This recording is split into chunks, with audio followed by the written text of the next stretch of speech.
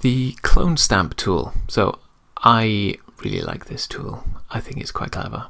So clone stamp is here. So right click and you see there's two. We're just going to focus on the clone stamp for now. So we open up our folder and we've got a nice little scene here.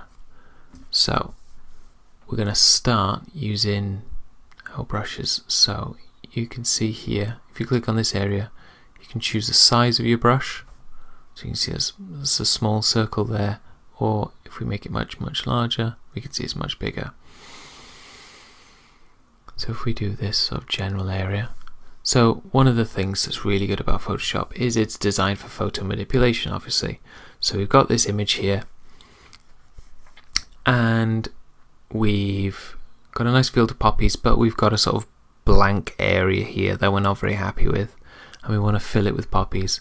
So what we're going to do is we're going to select an area over to the left and just fill it in. So we've chosen a soft brush. So if you go into general brushes up here, there'll be a soft brush, soft round.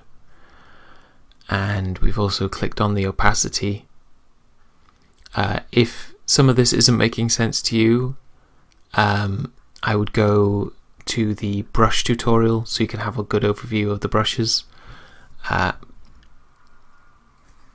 yeah, so if that's a little confusing to you, if I've skipped over a bit, I would go over and have a look at the brush video first and then come back.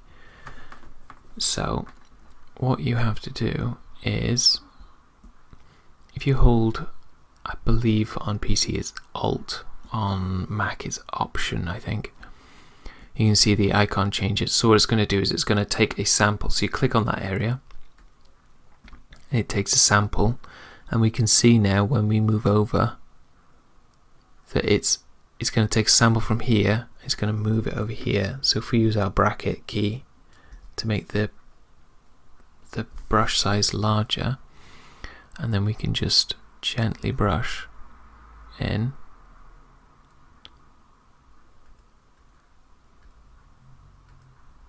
Some poppies.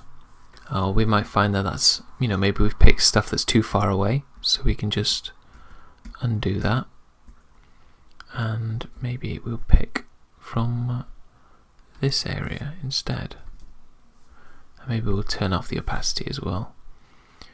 So then we've chosen from this area here by going Alt or Option, selecting that area, and then we're just going to paint those in gently.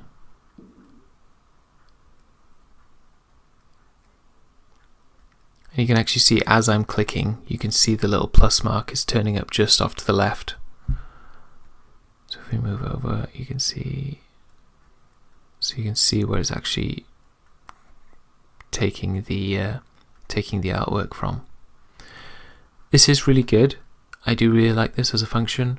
Just be careful with it that you don't end up with, if you end up with this, especially if you're going for something natural, you're not going to get 5 or 6 identical flowers in a row like that. So you do need to be sparing with it. Less is more. But you're designers, you probably know that already. I have seen some newspapers get caught out by this, where they've tried to do football matches and they've tried to fill in the crowd, and sometimes if you look, you can see the same supporter 2 or 3 times. But that's because they've done it badly. So you can see maybe that one is a bit too close there. And estate agents as well, estate agents who fill in grass in front of houses. If you have a look, sometimes the grass is just too identical across, and that's because they've used the clone stamp tool. So there we go, we've filled that area in. Yes, it's a really nifty little tool. Have a little play with it, maybe pick another image of clouds or whatever and see if you can play with it yourself.